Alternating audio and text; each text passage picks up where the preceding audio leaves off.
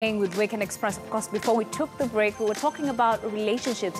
How exactly can we cope with the relationships in our lives? And of course, with me in studio is Dr. Chris Hart, who is a psychologist. Thank you very much. So should we pick it up from where we left off? Strategies of coping with the, toothpaste. Well, perhaps it's worth just broadening that a little bit and talking about how you deal with any issue in your relationship. The starting point is that you should be looking for the core reasons why something's happening rather than arguing about the superficialities. Most people endlessly talk about what happened last Thursday night and don't ask why did it happen. So the first question is, can you start a conversation where the two of you are essentially problem solving together rather than attacking one another? And the best way to do that is to avoid an ambush. If I walk into the house and the first thing my wife does is to pick up the rolling pin and come after me, it's not going to go well, is it? So the best thing to do is, if there's a big issue to talk about, we should just mention it to one another and say, I think we ought to talk about this, that and the other. And then get the diary out and give each other a bit of notice and create an agenda and make it a bit like a business meeting. Now, in a business meeting at work, we behave quite well, don't we? We're polite, we don't raise our voices, we try and find the core issues. If you can make most of the difficult conversations in a relationship feel like business meetings, like hold them at the dining room table with a pot of tea and a packet of biscuits, and a pad of A4 paper, people have a different sort of conversation. The other thing is, though, that if you're talking about really trivial stuff, most people nag in that situation. Endless talk about the toothpaste tubes. It just doesn't work. And the right thing to do is actually to train people. Training, like puppies.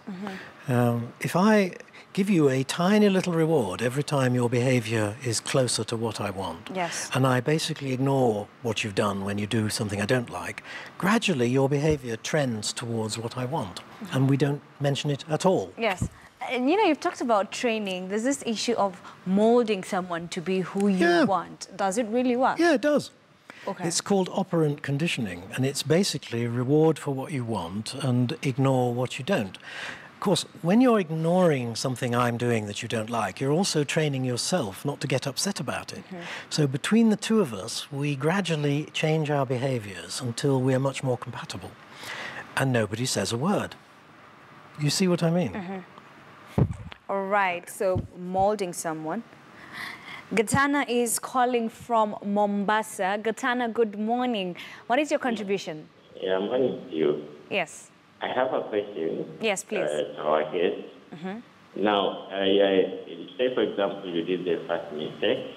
Pardon? I say you did the first mistake and you talked about it, and you decided now it's over, the mistake is over, you have resolved it, and then say after some time, maybe 1 year or 1.5 years, you do another mistake, and then you are being reminded of the first mistake that you already resolved.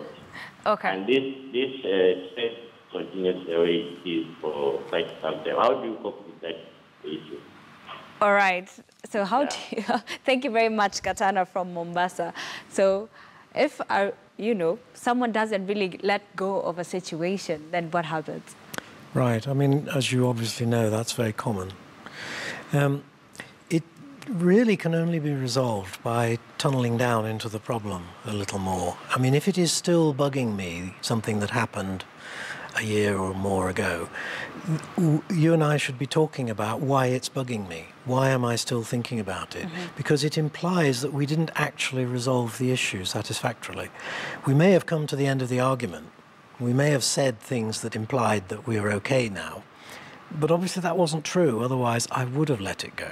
Do you see what I mean? Yes. So you do need to revisit these things that keep coming up and ask, what's the common factors? What's causing these things to still be in people's minds? So let's talk about the strategies of how to leave when it gets to a point, you're just fed up. How exactly do you leave? Well, the important thing about leaving is that everybody thinks of it as a decision, as something you do, an event. It's not actually, it's a process. And if you don't go through the process, which can be quite lengthy, it can take months, then actually you can't go. And that leads to the person who, you know, gets taken to A&E in the evening and goes home in the morning. Yes. What you have to do is you have to start saying to yourself, I realize this relationship is not good for me, I must go. And then you start thinking about what that means. You start imagining life after leaving. You think about where you're going to live, changes perhaps to your work or arrangements for the children, what you're going to say to your friends, your parents, how you're going to deal with some of the issues between you and your ex. Yes.